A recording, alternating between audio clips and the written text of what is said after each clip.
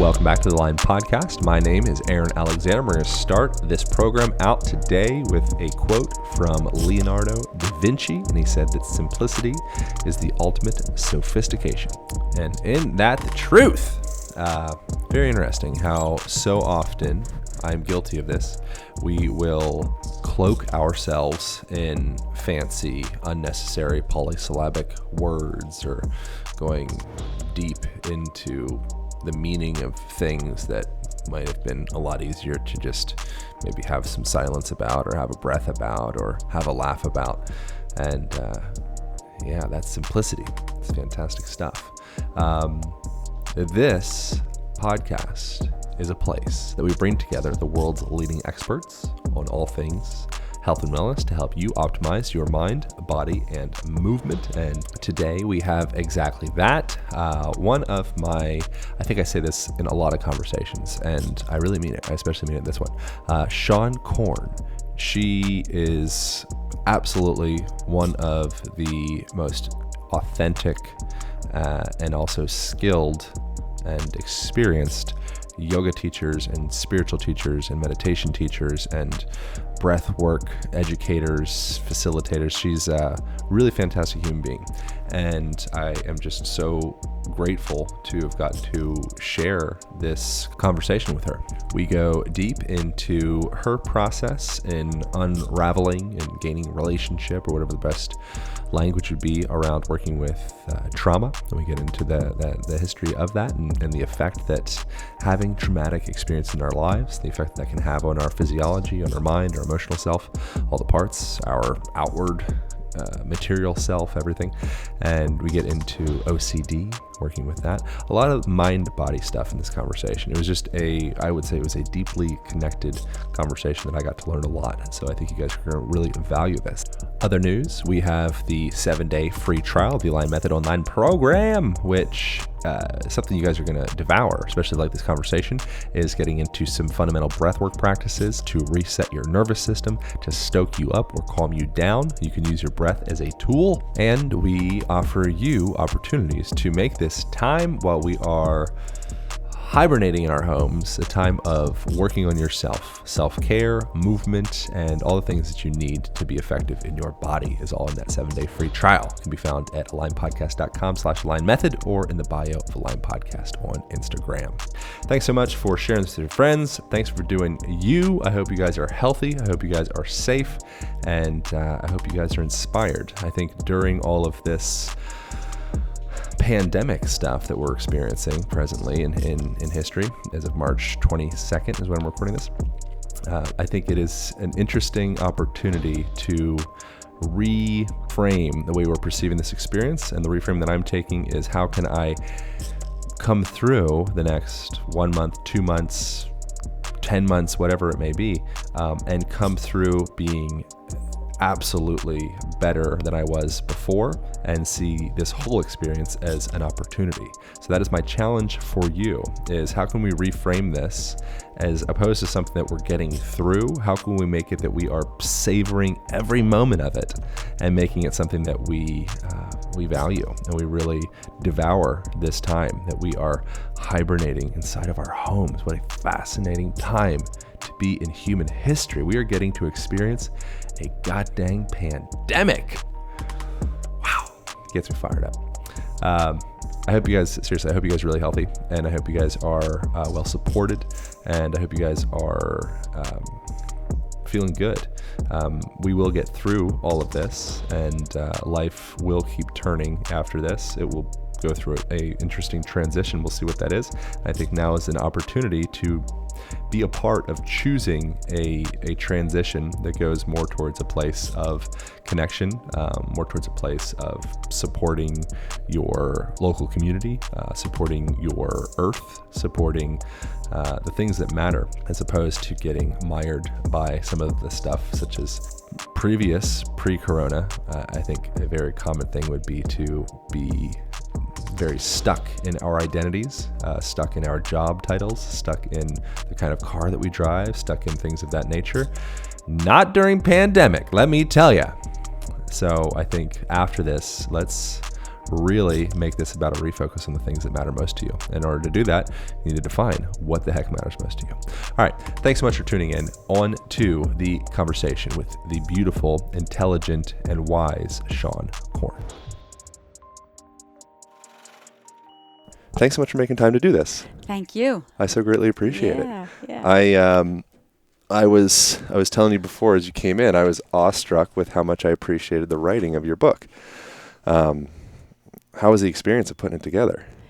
It was, as I was telling you, it was a really challenging experience. I mean, I'd never written a book before. It's not that I didn't have interest in writing a book. I didn't have the confidence that I could actually pull it off. And people had been telling me for years, you got to write a book. And I knew that wasn't going to happen. You know, it's different when you're teaching a class and you're in the zone. People are feeling the words more than they are literally hearing them. And so there's a lot of leeway. And I've heard myself in my teaching contradict myself.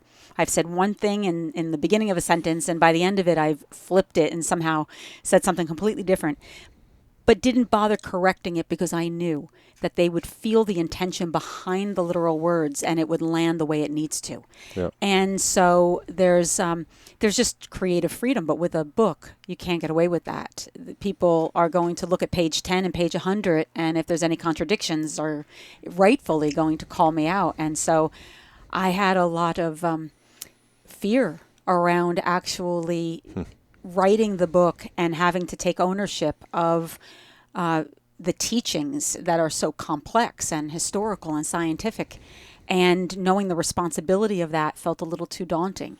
But I also knew that part of my teaching is that it's that saying, whatever's in the way is the way. Yep. And I knew that whatever limited belief that I was carrying around my inability to write this book was the very thing that was necessary for me to have to go towards in order to transcend it.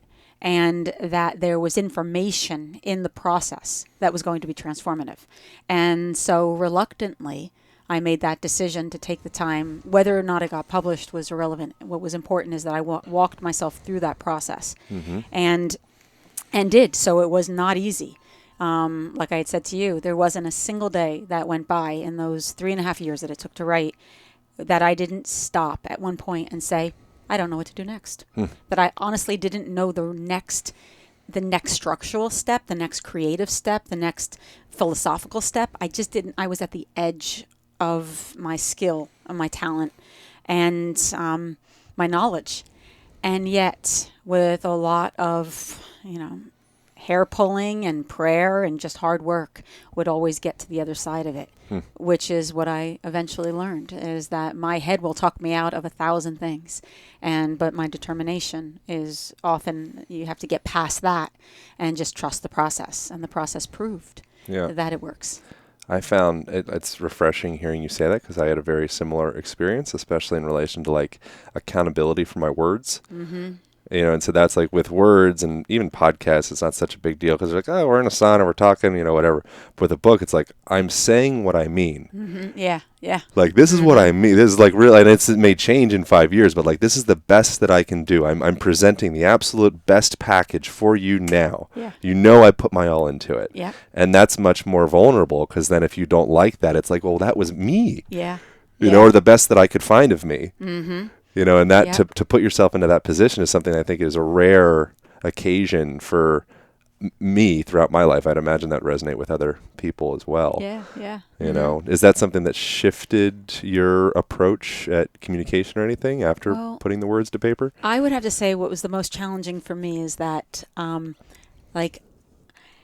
the book is written in two different ways. One, there's narrative, of course, where I'm living in the story and I'm telling personal anecdotes that are reflective of my own spiritual journey. So there's challenges in there. And then there's the teaching aspect that goes along with it. And when I first started to write the book, the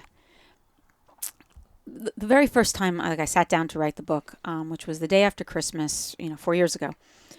And before I went into the process, I prayed. And I knew I was in trouble once I prayed, because I heard what I was asking for.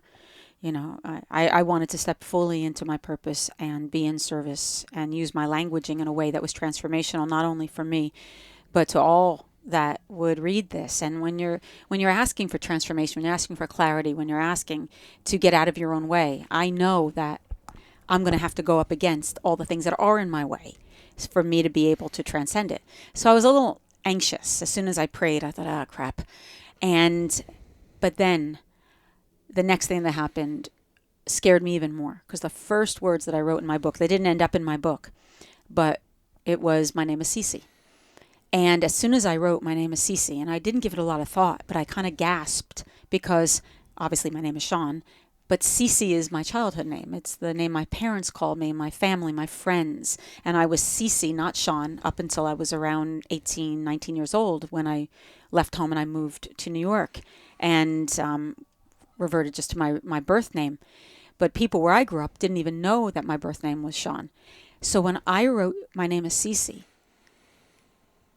I knew exactly what was about to happen, and I was terrified, because I knew that I was not going to be allowed to write the book as Seane, and because Seane has an identity that I can hide behind, meaning that I'm going to talk about myself in third person, which is weird, but I haven't figured out how to do this yet without doing that.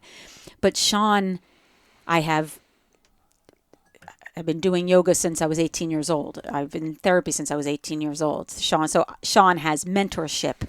I'm a teacher. I have tons of teachings and guidance and tools that I have access to. I have years of experience. I'm 53 years old, so there's a certain amount of maturity that I have just living life. Cece didn't have that. Cece didn't have guidance. She didn't have mentorship. She didn't have those tools. She had childhood sexual trauma. She had obsessive compulsive disorder. She had high anxiety. And when I wrote, my name is Cece, I realized that I wasn't going to be allowed to hide behind the identity as a teacher, and that to invite people into a process of transformation that encourages them to reframe their own narratives and to normalize the human experience, including their own vulnerability, that I wasn't going to be allowed to tell people how to do it. I was going to have to show it. And that's when I thought, oh God, I don't want to do this. I do not want to go where this book is asking me to go. And so for me, it would have been easier to write it as the teacher, to tell you how to live your life and to give you the tools that you can apply to your experience. I could have maintained the hierarchy that exists in that teacher relationship and the projection that a lot of teachers are really attached to. But for me to succeed at this book meant I had to go to places within my own humanity and invite people into bearing witness to that process so that they would feel safer bearing witness to their own. And that was the challenge for me in this book. Yeah. That's really beautiful. I heard you mention in a previous podcast I listened to of how, so you had sexual trauma when you were 6? 6, yeah. And then you developed the OCD stuff when you were 7. Yeah. And I'd like to hear about that as well. But something that I heard you mention was that you conducted yourself kind of like an adult, which I think is like, and this is, I mean, I'm probably misinterpreting, so please clear all this up after. But culturally or from a family and all that stuff, that would be very well accepted of like, oh, wow, she's like put together and she's kind of like stuffed it up and she's like, wow, she's really handled herself well. But that's all that like kind of Seane costume, all those kind of compensatory patterns wrapping up something that lies below, and then we can march on through our lives. But there's still, I feel like there's perhaps there was a split in the road. At some point, if you choose to actually, go deeper into yourself, to, go into higher levels or whatever, you're going to have to come back to that split. It's just kind of up to the individual when they choose to, I guess. Or maybe it's not, maybe it's the environment, I don't know. Well, what I learned in the process of writing this book was, even though I had done years and years of work on myself and, have talked about obsessive compulsive disorder and childhood sexual trauma over the years very freely. I always have been very open about it, but again, from a distance. And the book, because it was being told, the arc is in first person, and in the story, it's in present time. So in the beginning of the book, I can't have the awareness of a 53-year-old woman. I can only have the awareness of what's happening at that time at 18, 19 years old. And so I have to relive the trauma. That was very difficult. And someone who understands mind-body connection, it was amazing to me how alive those stories, the vibration of those stories were still in my body after all these years, even with the work that I've done. So what I know about these tools is that, unless of course you're enlightened, the rate in which we get it gets shorter and shorter. But pain and suffering, that just will always exist. The discomfort of living always exists. But we can grab these tools so that we can learn to manage the discomfort and feel it. And what I had been aware of in the writing of the book is that I'd been telling the story for so many years, but I hadn't revisited or felt the grief, the rage, the anger in a very long time. And my body needed to. It needed to be like, oh, there's still some residual there. Let's go in there. And I'm so grateful that I got to do that inner work for so many years, the last 3 years, and 4 years in the writing of the book, to continually just kind of clear that energy. Because with a lot of trauma, people who, the way in which they function within their trauma is through dissociation. So I can tell you how I feel without actually feeling it. And as a teacher, I became very accustomed to explaining the circumstance or story, but being somehow separate from it. And the healing, the opportunity within the writing of the book is it let me, reluctantly, of course, who wants to do that? It's just not fun or comfortable. But the blessing is I got to go back in, revisit that little girl within myself that was fractured and split, and reclaim that that experience and have agency over the way in which it's going to be put out into the world. And it was so incredibly healing. But I don't think it goes away. I'll probably have to revisit it again and again and again until I take my last breath. Yeah, it's like spirals. Yeah. I feel like a lot of teachers, it can be deceptive because oftentimes teachers are so good at teaching because they're so good at kind of going through that labyrinth of intellectualizing a feeling. And then that comes out sometimes as like good social media content or videos or books and whatnot. Because like, wow, they really described the hell out of this thing. It's bypass. But oftentimes that's like a super elaborate bypass. I mean, I see that myself. I'm kind of just speaking like first person of like, oh yeah, like that's... We're geniuses at it. We've been trained to do it, and but it's why it was so important to me to demystify that role as a teacher and to try to dismantle that projection, because the transformational process is really messy. It just is, and it's a part of it. It's supposed to be messy. You can't know the light without the shadow. And in yoga, it's all about relationship. So it's not about killing the shadow. It's about being in relationship to it. And so if I can't embody that, then why would I expect anyone else to? And so, I believe in this work, and therefore I've got to be willing to dismantle my own attachment to the projection that students might have of me, and be willing just to share with them this human experience and this commitment to healing, which can often be so peculiar and also so blessed. I more often than not hear the term enlightened as more like almost like a parody or joking or kind of writing it off. You said it in a very literal way. Can you define what that would be? Yeah. Well, in the practice of yoga, which I'm a yoga teacher, so usually everything's kind of within that context because that's my particular pathway. There's these 8 limbs that lead to what's called samadhi. And samadhi is, another word for that would be bliss, enlightenment. It's transcendence. It's where you break from, your attachment to the ego and even to the physical world. And so that's ultimately the goal. And yet it takes lifetimes to get there, the merging of the small self with the higher self.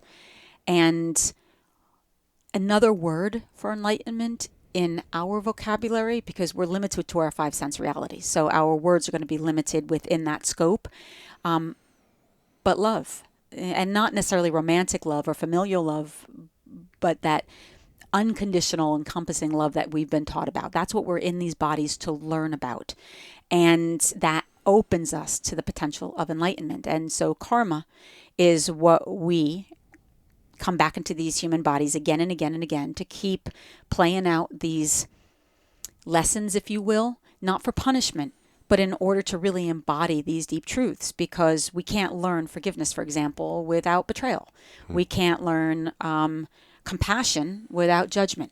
And so these shadow emotions, the fear, the rage, the shame, the guilt, the grief that people more often than not want to run away from, those are the very experiences within our humanity that will teach us the patience, the grace, the acceptance, the compassion that open our heart to love. The thing with yoga that I understand is that we are already fully and completely that light.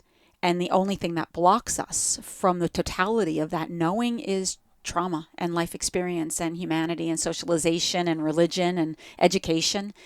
And our work is to continually peel back those layers of illusion to expose what's already within us. But it's not something we seek, because to seek enlightenment means we're looking for something outside of ourselves. It's something that we awaken to. Yep. And again, lifetimes. And so it's like, you want to let yourself off the hook. I'm not going to be enlightened in this lifetime, but I can be empowered. That I believe, and that can happen in this moment. Why don't you think you'd be enlightened in this lifetime? Oh, there's so much to learn. I just know I'm a baby on the path. Yeah. Like, I just know. I have a lot of wisdom for what I know, but it's a fraction. And quite frankly, I'd be disappointed if this was it. Right. Like, I'd be disappointed if all the information I have, like am I close? That would be like so sad. This is deep, mystical work. And you only get what your nervous system can really handle at any given time. And so I know that my nervous system is still being prepped. I'm still being gifted opportunities to be in the rawness of humanity. And so I think I got lots of lifetimes left. And why I like that is that means I still get to make a lot of mistakes and forgive myself and forgive others, and that I don't have to do this perfectly.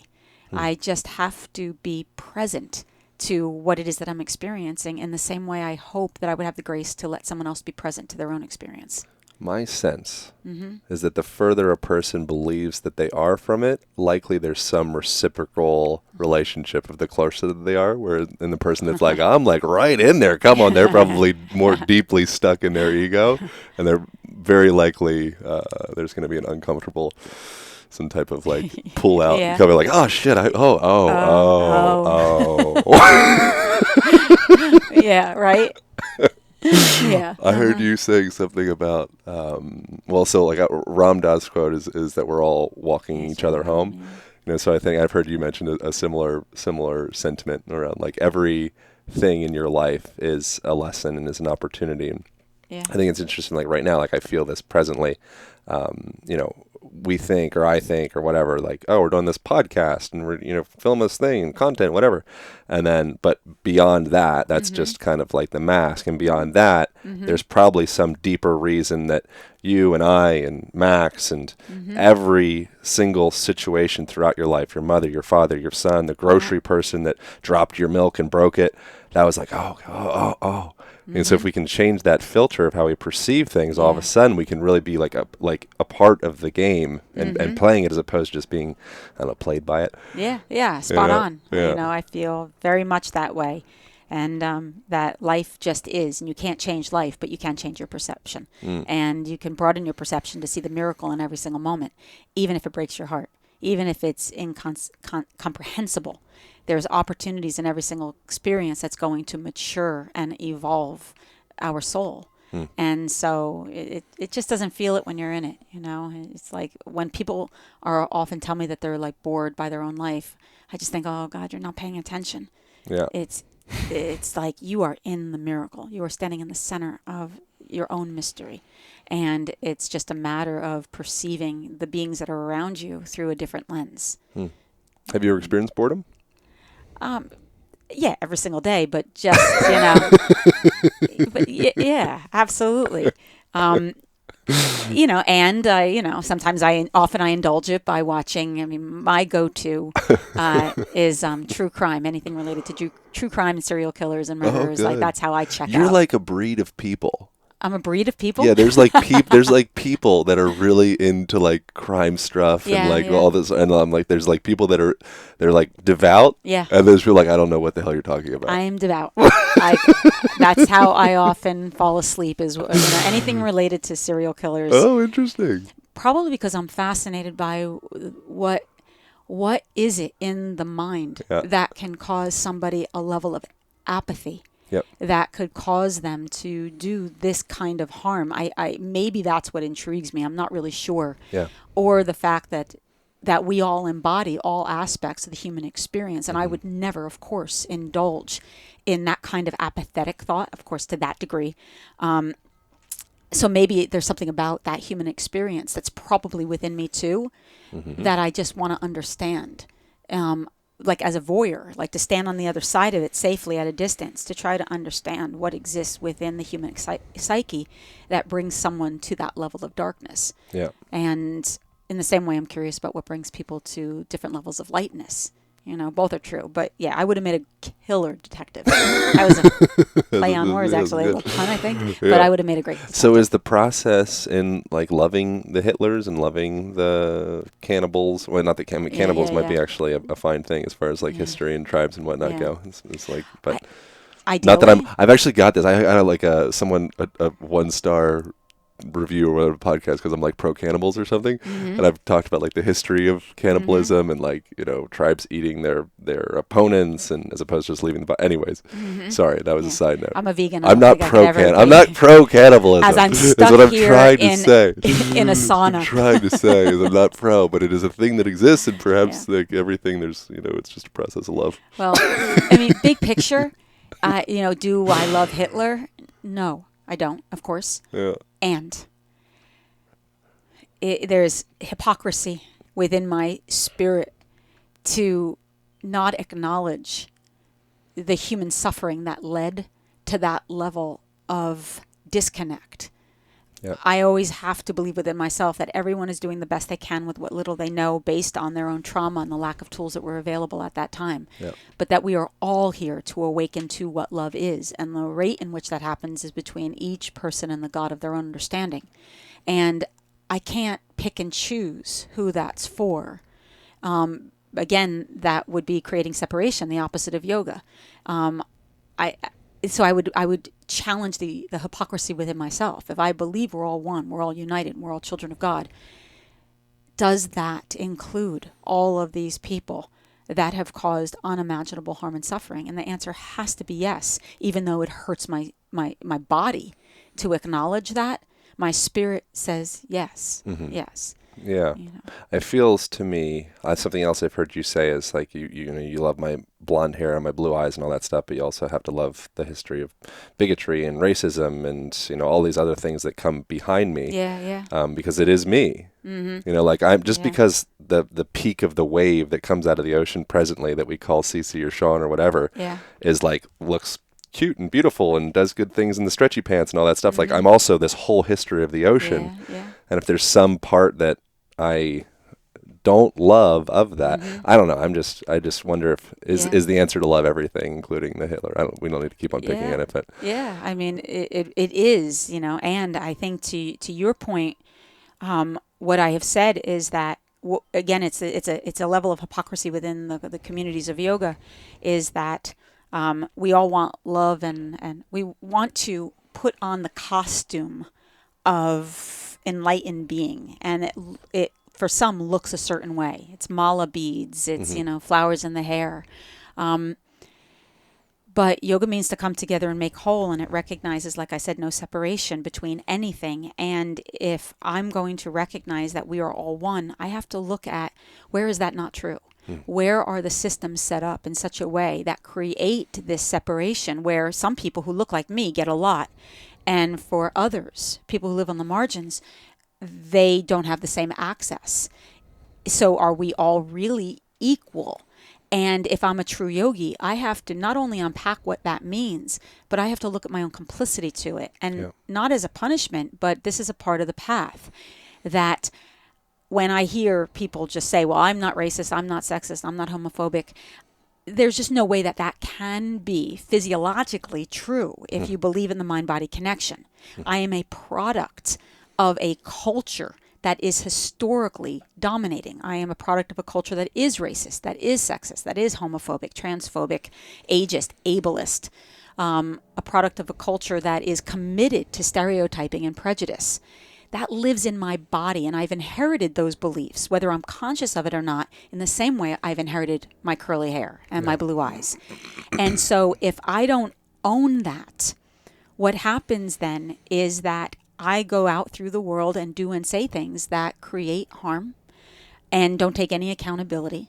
Then I am part of that very system that I'm suggesting I want to see dismantled. We can't dismantle that system until we dismantle the systems within ourselves that participate in that very same suffering. To me, that's what yoga is about.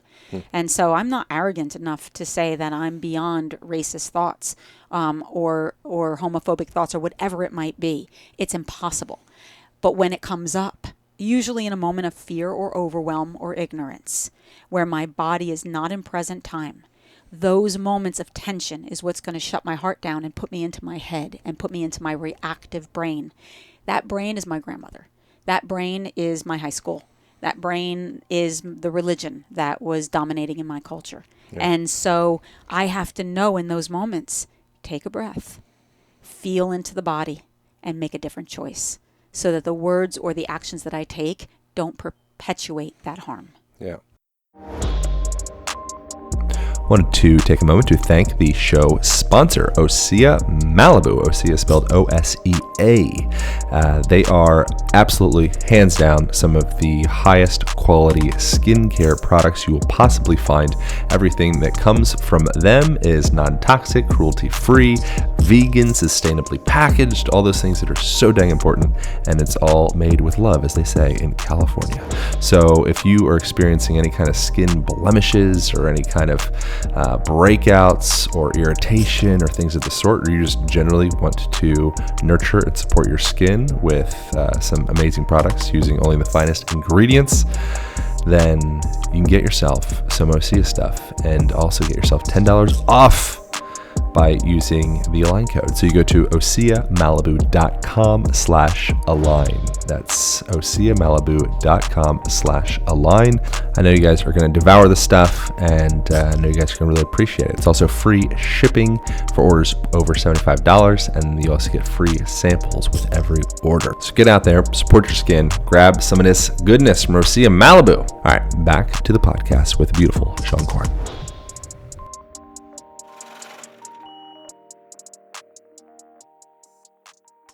I think clarifying what I was thinking as far as like loving everything, I feel like something that's helpful is to look at people as being just like a bunch of babies, because most of them are still running on their like baby programs. You know, so with a Hitler, I'm not suggesting love his actions, because the actions are a symptom of some form of pain or contraction or something that formed what was at one point like sweet little Adolf that loved to play baseball and had aspirations of being an artist or architect or all these things, and then something closed that light down. You know, and so I think we can love everything, but it doesn't necessarily need to be that we are applauding the symptom. But like underneath all of that, I think is something sweet. But the thing that in relation to like moving on beyond that part is there a place that trauma lives in the body? Oh, yeah. Well, you have to understand, like, first, you got to define trauma. Trauma is anything that overwhelms our capacity to cope and leaves us feeling helpless, hopeless, or out of control. Yep. Most people, when they think of trauma, they think shock trauma and like rape, murder, war violence, gang violence, things that happen that are immediate, unexpected, even something like you find out your partner cheated on you. What I'm talking about is called developmental trauma. And developmental trauma, the traumas that happen when we're young, usually before we have the language to assign to our big feelings. And so bullying, death of a loved one, divorce, these are traumas. So when trauma happens, chemicals released from the brain flood into the body. We're put into fight, flight, freeze, or collapse. So the body contracts as a way to create safety and control. It senses a danger, and the body says it contracts into itself and shuts down, does all sorts of things in order to create some safety. In the practice of yoga, we're taught that everything is connected, and what binds us is energy. Energy can be gross, meaning it moves at a rate in which we can see it, but there's also subtle energy. Subtle energy you can't see, but you can feel, like love or happiness. but also hate, shame, rage, grief, guilt. These are the shadow emotions. When we experience trauma, the energy that is behind that trauma are those shadow emotions. So that moment of contraction, the energy, the resonance of the hate, the shame, the fear, the grief, whatever it might be, that now it lives within that contraction. If you were raised in an environment when you're young where your parents or whoever is guiding you see that you're in overwhelm or you're shut down or you're scared, and they give you an opportunity to discharge the energy moves through you. The way animals in the wild, if they feel a threat, certain animals will play dead, and then afterwards they shake it off. Literally, their bodies shake and they discharge the energy. So as children, if we're given the opportunity to scream the rage, to beat something, to process it without over understanding it, then we can move the energy through. But in our developmental stages, most of our parents, not because they're bad, really it's often out of love or out of ignorance or out of fear. Yeah. A big feeling comes up for a child. They say, "Oh my God, you're sad here. Have a cookie." "Oh my God, you're scared. Let's go shopping. I'll buy you a little present." So they start to introduce big feeling. Here's something to self-soothe, to change the emotion. Yeah. Or, "Oh, you're scared. I'll give you something to be scared about." And either way, the child is now being taught to repress the energy. That energy, that suppressed emotion, becomes the tension we experience. And it becomes a sensation that we actually are addicted to because it's familiar. Meaning this contraction tells me I'm safe. I don't know what's on the other side of that contraction. It could mean abuse. It could mean more bullying. It could mean death. And so there's no way that my body would feel safe to discharge because this represents safety. Yeah. And so every time then, as this child develops, they go up against a situation that in the subconscious reminds them of that original insult or assault. The first thing that's going to happen is that contraction. And often their behavior will either be to submit, perhaps the way they did as a child, just to withdraw. Another word would be oppression. Or to get aggressive, high ego, to dominate. It's that split. It's dominance, it's oppression. And this is what we see in our world. And so it's like victim or bully. Yes. And so if you were to say something that triggered me and I wasn't in my center and my body is all locked up, odds are I'm going to meet hate with hate or fear with fear, creating the same cycle of fear and hate. What yoga does, you stretch and you breathe, and the tension begins to release, and the information, that resonance, the emotion, begins to come to the surface. That's why yoga is so challenging when you get to a certain level, because it's never been about the stretch. It's about your reaction to the stretch. Because as the feelings start to come up, and we don't have access to the cookie, or to the shopping, or to the sex, or to the drugs, or to the alcohol, or all the other ways in which we've learned to self-soothe, we'll fidget. We'll look around. We'll start to fantasize. We'll project onto the teacher or onto the students around us. We'll use our mind as a way to take us out of present time.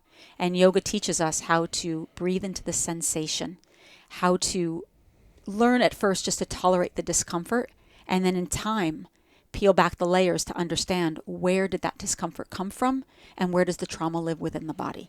And you can track the trauma in the body. There's a roadmap through the chakra system that can help you to isolate the different narratives that live within the body that can get trapped in certain body parts based on trauma. So that was a very long-winded. I loved it. I was well engaged.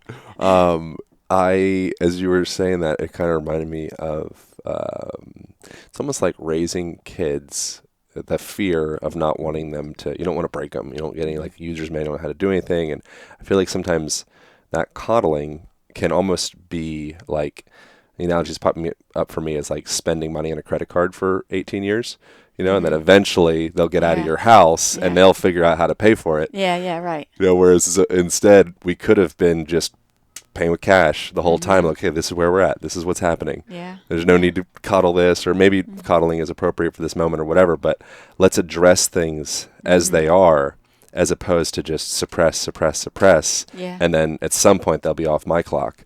And hopefully have good tools. And hopefully have good tools. I don't think that there's any parent that's consciously doing that, but I think that there's some degree of like, oh, I just don't want him to cry. I don't want him to feel this. I don't. It's like, well, perhaps that's they're paying that debt right now. Like they're doing the work. Well, I often say my partner had his children are all they're all adults now, but when they were young, I used to say everyone should have a non-biological parent helping to raise their children, because there would be incidences that would come up, especially when they were teenagers, that my partner could not manage his discomfort with their discomfort. Just life stuff that happens, hearts getting broken, getting in trouble at school.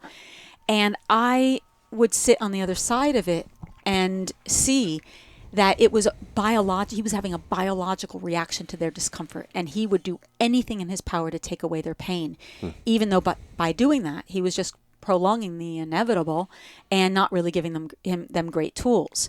So there were so many times where I would have to step in and just say, like, you're actually in the way. Let them feel this. Let them feel the shame. Let them go through this process. Let them unpack what this is. And because my body didn't feel it in the same way, I was okay with their discomfort because I understood that this was a part of their maturation. And so I have a lot of compassion for parents who biologically give birth because there's this tether that connects. But sometimes that isn't really in service to the soul in which they have been charged to usher into development. And so my emotional neutrality at times, it was invaluable, because I could see, like, no, you're actually in the way here. Like, they're right on target. Yeah. This is what needs to happen, and this is what they need to learn. And yes, it's going to suck, but you need to go into another room and deal with your own shit. Get out of their way. Mm-hmm. So, how does a person begin the process of gaining relationship with their inner CC without writing a book? Therapy. I'm a big believer in practices of transformation, but with guidance. Get a therapist, get a life coach, practice yoga, get in the program, find environments that normalize the human condition and provide pathways for integration. There's a lot of books that you can read that teach us how to access the inner child and how to be in relationship to the shadow emotions. And know that this is a necessary part of one's spiritual maturation, and that very often we need to go back and get them, and understand what it was that they experienced and what they still have to tell us today. But it's not effortless. It's definitely requires work. Like I said, I got into yoga and therapy at a very, very young age, and I'm really grateful for that. And that was, my mother still says, like, that wasn't how I was raised. I think my nervous system knew that if I didn't get support and some guidance, that I was at a crossroad that could have led me in a direction that was going to be continually self-soothing and disconnecting from my spirit and my body, and that I was going to need to have to go into these other realms, and I needed support. And so I'm still very committed. I had therapy this morning, and actually need it even more now, because as a teacher, if I don't feel good about myself, all I have to do is book a class, because I'll get 100 people telling me I'm fabulous. Right. And that temporary rush feels amazing. It's just not sustainable. And so I've got to make sure that I have someone that, as I'm holding this role, that continually challenges me and forces me to have to confront the shadow of being a teacher and not let myself buy into that projection as a way to avoid my own humanity. Yeah. Do you think a person needs to get pulled into the seductive praise stuff, where they've climbed the first mountain and they've made it and people love them for all of these superficial validators, to realize that that's not it? Or is there some way to bypass the success of the first mountain and just start working on the... I have no idea. Everyone is everyone is just so unique on the path that way, but none of us are exempt from the ego. I would have to say probably if people are lucky enough to be in a position really where they get exalted, that's not the case for most people in the world. Yeah. But if you're in that kind of a privileged experience, yeah, you probably have to feel that to know like, wow, this is a drug, and this feels really, really good, and this is not the truth. Yeah. And this is now another part of the yoga or another part of the transformational path. And so I think everyone's got to experience everything. It's like, and that's unique to them. It's based on their prayers, Yeah. and what their own karma. But so I'm not one to say like, this is what it looks like. I don't know what it looks like. I know it looks like for me, but I don't know what it looks like for everyone. Yeah. When you say yoga, what do you mean?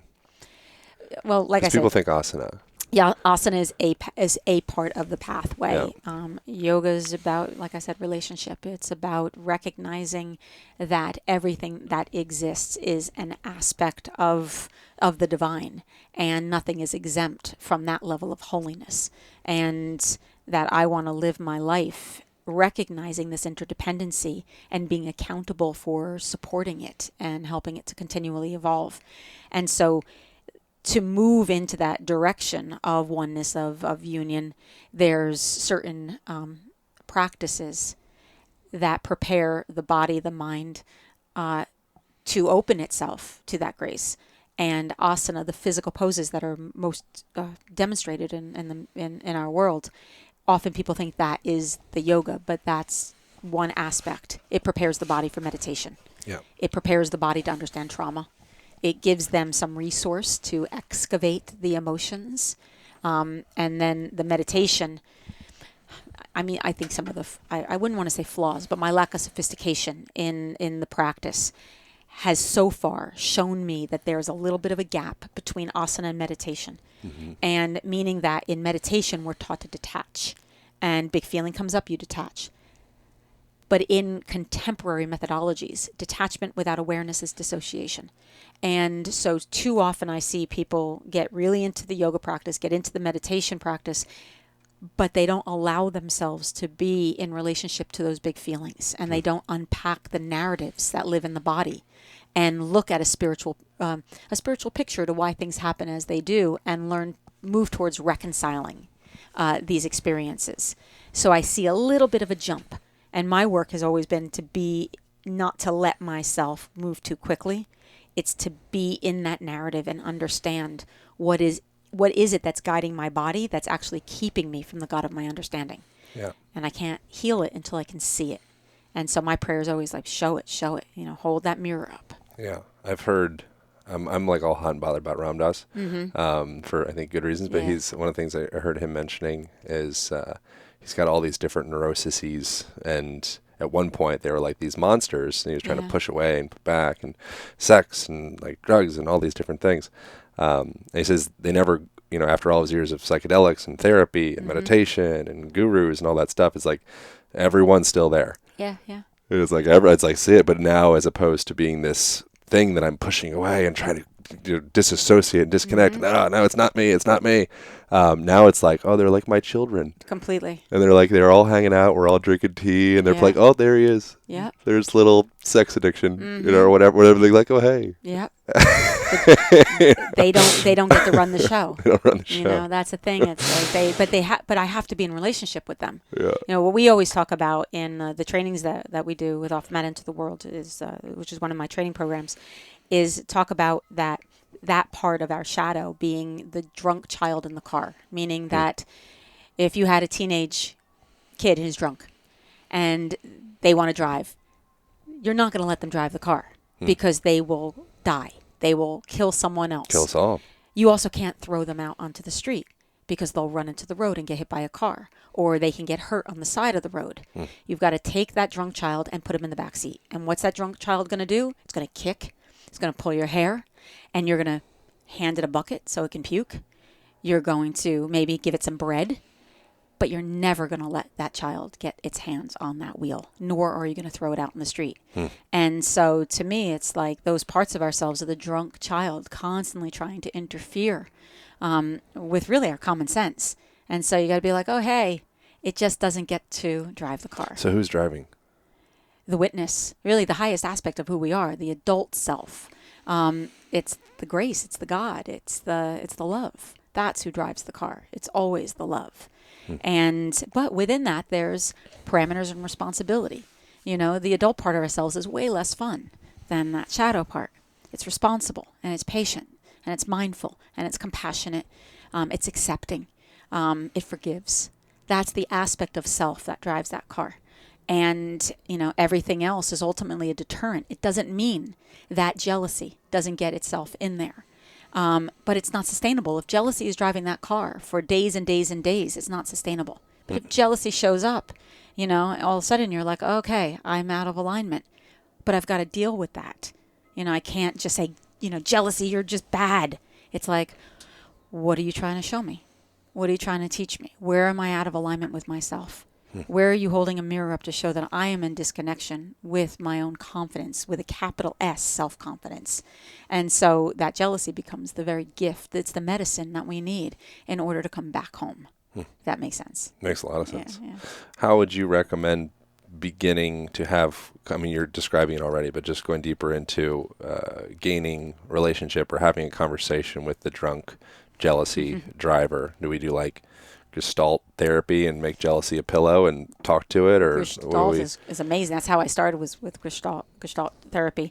Sometimes you say it better than I do. Hardly. I say it like a jerk. I say it with a Jersey accent. So I'm from Pennsylvania. True. Okay, so where? Yeah, represent Lancaster. Exeter? Is Lancaster. Amish country, yeah. furniture. Sure. Yeah. Great furniture. Are you kidding? Yeah. Beautiful. Let's go to the Jersey Shore. It's beautiful up there. So I'm way north. I'm like just outside of Manhattan, the city. Right. Yeah, it's like two different worlds. Oh, good for you. And so anyway, how would you be in relationship? How do we talk to drunkie? Sometimes I will do non-dominant handwriting. And meaning that in my meditations, I might ask a question of my inner child. And then I will I'm a righty, so I would take the pen in my left hand and I would answer the question through the inner child. And then I would ask questions back and forth. And so I would then take the pen in my right hand and say, how do you feel? Or how old are you? Or what are you wearing? Or are you angry? Are you scared? And then let her just rage and let her process without, just standing on two sides. And so without defending or anything, just letting her just vomit all the words out and be like, okay, so that's what I'm carrying. Where have you been? And, when I needed you, you didn't show up. And, you were with that guy and you let yourself be abandoned the way in which I was abandoned. So you keep abandoning me. Like, you can get some real insight with non-dominant handwriting. And, but I also want to recommend to anyone who's listening or watching, getting support and guidance in doing this kind of work is really important because it can be re-traumatizing. And to have to excavate those scarier sides to yourself. Yep. And with the right support, it becomes a relief, a welcome integration. But when you first start, it's like, it's like you ran from that. Why would you want to go back in there? Yep. But like I had said earlier, more often than not, it's the answer to the prayer. Most people are praying for healing, and this is what it looks like. I feel like that's sometimes what can be like the trouble with people that are like real gung-ho about psychedelics. We talk about psychedelics, like we've got lots of episodes about on here. But oftentimes there's a lack of resource beyond the 6-hour ceremony. And then that's where like the work is like, cool, like great. The window is open. You got to see the thing. And it's like, okay, wow, that's amazing. But then if we don't have the resources to back that up, it might just leave us maybe almost like anxious and confused, and absolutely. So it's that transition. I'm a big believer in that. Having done, I did psychedelics in my past, certainly, and enjoyed them thoroughly. What does enjoy them mean? Sorry for interrupting. I enjoyed drugs a lot, because it was my way of self-soothing. It was also my way at times. At that time, I was a hypersensitive person. Like I had a very strong intuitive sense of the world, and doing psychedelics affirmed it opened up these landscapes that I knew were there, Yep. and gave me access to them. But unfortunately, it was also my way of avoiding my own vulnerability. So for me, drugs is not an outlet that I will use in order to reach. Would you put drugs all into one basket, or is there any? No, there's some discerning qualities. There's some discernment around that. Like I've done ayahuasca as an adult, and my experience with ayahuasca, very, very powerful. And I am humbled by that particular kind of medicine. It took me 2 years of prep work before I went into the experience. And I mean real deep work. I was guided without doing ayahuasca. I mean, I was just guided in therapy and with working with elders in my community to really get clear about what was my intention in going in, knowing that it opens a portal. And I wanted to be prepped for this portal. And it's, as anyone who's done it knows, it's very intense. It's not fun. Yeah, that's why I questioned the enjoy part. And I was what does this mean, enjoy? No, it's, ayahuasca and a lot of the plant-based medicine, it's not fun. And I don't necessarily advocate for it, especially for those, people who do have drug dependency and things like that. And I worked with an 8th generation shaman in Ecuador. And when it was over, I knew there was no way that I would turn around in another week and do the ceremony again. I knew it was going to take a while of integration, that I was going to have to take some of this information back to my therapists and elders and process it and get more clarity on what some of these visions were. Like I'm not flippant about the use of medicinal plants, the way in which I see many people in the community, just like every weekend, they're just throwing it down session after session. I don't think that's sustainable. And I'm pretty practiced, and I'm always, I could take, very often for me, the ayahuasca just goes on about 7 hours longer than, like after an hour, I'm like, I can stop right here. Yeah. Like I've just gotten so much download right in this hour that I can just stay with this for the next year. The next 7 hours this is the hard part of just like having to hunker down into the experience. That's probably the work. That's why I would be more than happy, like just 1 hour. So, but I'm humbled by that kind of, work, and I don't take it lightly, and I don't necessarily equate that with recreational drug use. Mm-mm. Although I do see some people using it in that way. But the integration, the after effects to me are as important as being in the moment and getting the visions and the insights. It's what happens afterwards as you unpack it, I think, that can lead to integration or more of a split. Yeah. Do you feel whole? Like, what does that mean? Like if you're like, what does that mean to you? Do I feel whole? I mean, yes and no. Yes, I am whole. I am 100% divinity, so I can't not be whole. And simultaneously, I have a massive ego like everyone else, so I feel completely split. Both are true. So intellectually, I know that I'm whole, we are whole, and I know that we're completely connected. And yet, because of just the immaturity of my own evolutionary process, that this split just exists, and that's just the way that it is. I don't think I'm attached at this point of thinking it should be any other than what it is. I revel in the moments where I feel, and they're blips. There's moments where I feel that connection to source in such a profound way. It's a level of creative artistry. That's how it feels like within my body. That is so unique and yet so natural. Those moments are extraordinary. And then life. But I don't then long for the other. Yeah. It's just like, I get it. That it's that. Yeah. We're going to go there. And I look forward to the next time I get gifted enough to be in the presence of that integration. So yeah, the answer to that, I feel both whole and not. And I bounce that question back to you. How do you feel?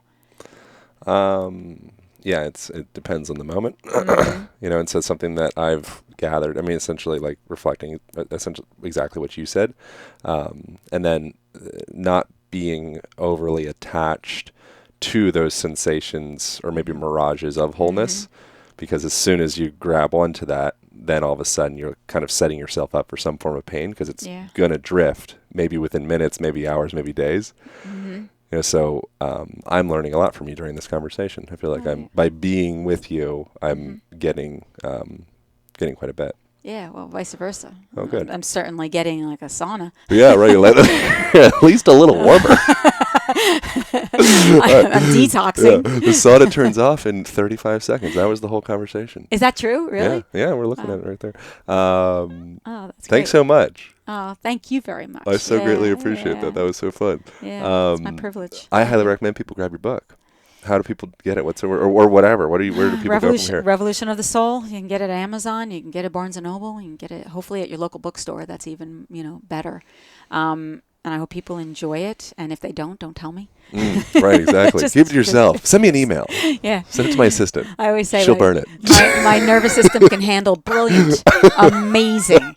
Maybe in a year from now I can handle critical feedback, but right now it's like, no, just tell me it was incredible. Have to take pity on Cushion. me. Yeah. Well, I don't think you have to worry about it. Yeah. And I hope people enjoy it. I hope they recognize themselves in it. I hope it moves them, and that perhaps it inspires them to want to reframe and maybe even write their own stories and drop in a little bit deeper. And I also hope it helps them to forgive themselves for thinking they should know better, and to forgive others for this same thing. Yep. And ultimately to get out into the world and to be of service and to do what needs to be done, and in order to really create a more integrated and love-filled world, which is possible when we work towards being more whole within ourselves. Maybe they could write their stories with their non-dominant hand and not be judgmental about it. That would take a long fucking time. Anyways, all right, thank you. Yeah, thank you. I appreciate it. Until next time. All right, over now. Thanks for listening. Bye. I hope you guys loved that conversation as much as I did. If you did, you can tag myself at Align Podcast on the Instagram, or Seane Corn, or both of us. Seane Corn is spelled SeaneCorne. She's at Seane Corn on Instagram. I greatly appreciate you guys tuning in. I hope you really got a lot from that conversation, and I hope you guys enjoy the Align Method online program, in which you will receive a 7-day free trial. First week, absolutely free, and in there you get into some breath practices to get your body going, also to down-regulate your bodies. And in that first week as well, we get into morning routines and also some self-care principles for you guys to start to open up that back, them shoulders, that neck of yours. Really great stuff. And I'm just so proud and excited to share that with you. So you can go to alignpodcast.com/alignmethod, or jump onto Instagram, and the link for it is in the bio. I hope you guys are staying safe. I hope you guys are staying well. I highly recommend getting some sunlight, opening your windows, exposing your skin and your nasal passages to the nature as much as you possibly can, because that will help boost your immune system. Also, use this time as an opportunity to reach out to people that you love, support them any way that you can, and I know you guys are going to do great. Thanks so much for tuning in. I hope you're having a beautiful life, and I will see you this Thursday with a solo episode.